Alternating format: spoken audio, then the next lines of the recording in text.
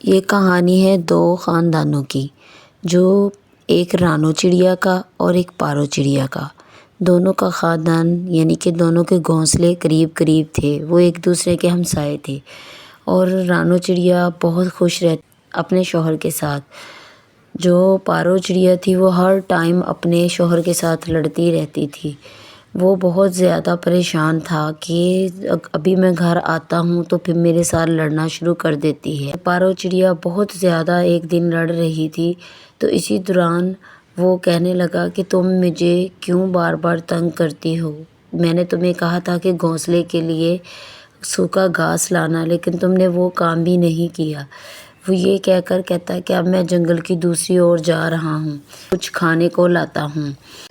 رانو چڑیا آ کر اس کو سمجھانے لگتی ہے کہ اپنے شوہر کے ساتھ مت لڑا کرو، لیکن پارو چڑیا اس قدر بدتمیز ہوتی ہے، وہ کہتی ہے اپنے کام سے کام رکھو، مجھے نہ کہو۔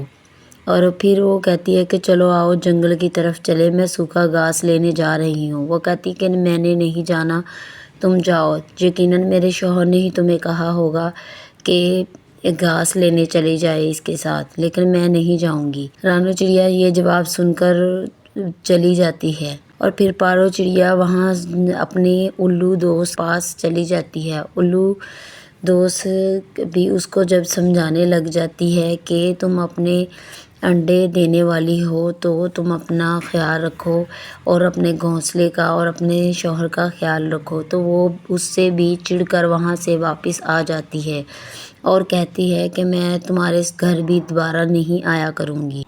ایک دن اس کا شوہر وہاں آیا اور آ کر دیکھا کہ رانو چڑیا بیٹھی ہوئی ہے۔ اس نے کہا کہ تم نے ابھی تک گھونسلہ ٹھیک نہیں کیا، تو کہنے لگی کہ میں گھونسلہ کیوں ٹھیک کروں، یہ تمہارا کام ہے، میں نہیں کر سکتی۔ تو رانو چڑیا نے کہا کہ چلو، اپنے شوہر سے کہنے لگی کہ چلو ان کو سمجھاتے ہیں۔ تو اس کا شوہر کہتا ہے کہ نہیں، میں نے نہیں سمجھانا، تم جا کر سمجھا لو اگر سمجھتے ہیں تو۔ رانو چڑیا ان کے پاس جاتی ہے اور جا کر سمجھانے لگتی ہے اور رانو کو کہہ دیتی ہے تم اپنے کام سے کام رکھو، ہم نے تمہیں بلایا ہے، یہاں چلی جاؤ یہاں سے۔ تو رانو چڑیا پھر مایوس ہو کر وہاں سے اڑ جاتی ہے۔ ایک صبح پارو چڑیا انڈے دے دیتی ہے اور جب وہ اس کا شوہر آتا ہے، لیکن وہ بہت غصے میں رہتی ہے، اور اس کا شوہر جب آتا ہے تو وہ کہتا ہے کہ کیا تم نے انڈے دے دیے ہیں؟ تو وہ کہتی یہ مت سمجھنا کہ سارا دن میں انڈوں پہ بیٹھوں گی، تم بھی بیٹھو گے، نہ میں ساری رات بیٹھوں گی اور نہ میں سارا دن بیٹھوں گی، تم یہاں بیٹھ کر ان کا حفاظت کرو گے۔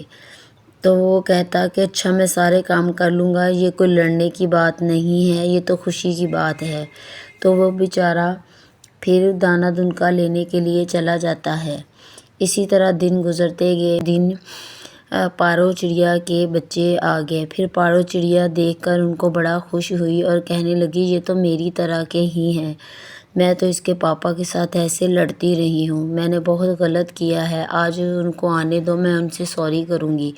لیکن تھوڑی دیر بعد ہی ایک کبوتر آتا ہے اور کہتا ہے کہ پارو چڑیا تمہارے لیے بہت ہی غم کی بات ہے۔ وہ کہنے لگی کیا؟ تو وہ کہتا کہ ہم لوگ کھانا لے کے آ رہے تھے تو ایک سوکھی ٹہنی تمہارے شوہر کو لگ گئی اور وہ وہیں مر گیا۔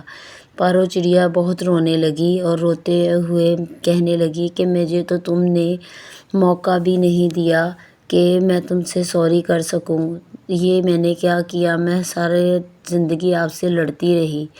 پھر پارو چڑیا اڑتی ہے اور کہتی ہے کہ میں کھانے کو کچھ لاتی ہوں۔ پھر وہ کوے کے پاس آتی ہے اور کہتی ہے کوے بھیا، مجھے کچھ کھانے کو دے دو، میرے بچے بھوکے ہیں۔ وہ کہتا ہے کہ اور بات تو ہے، لیکن آج تم بڑی تمیز سے بول رہی ہو۔ تو پارو چڑیا کہتی ہے تمہیں پتہ ہے تمہارا دوست اس دنیا سے چلا گیا ہے اور وہ مر گیا ہے۔ تو وہ کہنے لگا کیا؟ یہ تو مجھے پتہ ہی نہیں تھا، لیکن یہ ہے کہ اگر تمہارے رویے کی وجہ سے کوئی بھی پرندہ تمہیں کچھ بھی کھانے کو نہیں دیتا، لیکن اس کی وجہ سے ہم آج تمہیں کھانے کو دیتے ہیں، یہ لو 2 دانے لے جاؤ اور جا کر اپنے بچوں کو کھلا دو۔ پھر وہ وہاں سے واپس آ جاتی ہے اور 2 دانے لا کر اپنے بچوں کو دینے لگ جاتی ہے۔ پھر رانو چڑیا آتی ہے اور کہتی ہے کہ تمہیں ہم سمجھاتے رہے ہیں کہ نہ لڑا کرو اپنے شوہر کے ساتھ، دیکھ لو آج کیا ہوا۔ تو وہ کہتی ہے کہ رانو چڑیا تم بالکل صحیح کہہ رہی ہو، میں ہی نہیں سمجھی، میں نے اس کی قدر نہیں کی، اس لیے مجھے اس چیز کی سزا ملی ہے۔ پارو چڑیا، لیکن یہ ہے کہ پارو چڑیا کے دل میں اپنے لیے بہت زیادہ ملال تھا کہ میں نے اپنے شوہر کے ساتھ ایسا کیوں کیا، لیکن اب وہ پچھتا رہی تھی اور اس کا ضمیر بہت اس کو جھنجھوڑ رہا تھا۔ اس لیے پارو چڑیا بہت پریشان تھی اور روتے ہوئے کہنے لگی کہ کاش میں نے اس کی قدر کی ہوتی۔ تو ہمیں اس چیز سے یہ سبق ملتا ہے کہ ہمارا جو خاندان ہے، پریوار ہے، وہی ہمارے لیے سب کچھ ہوتا ہے، ہمیں ان کی قدر کرنی چاہیے۔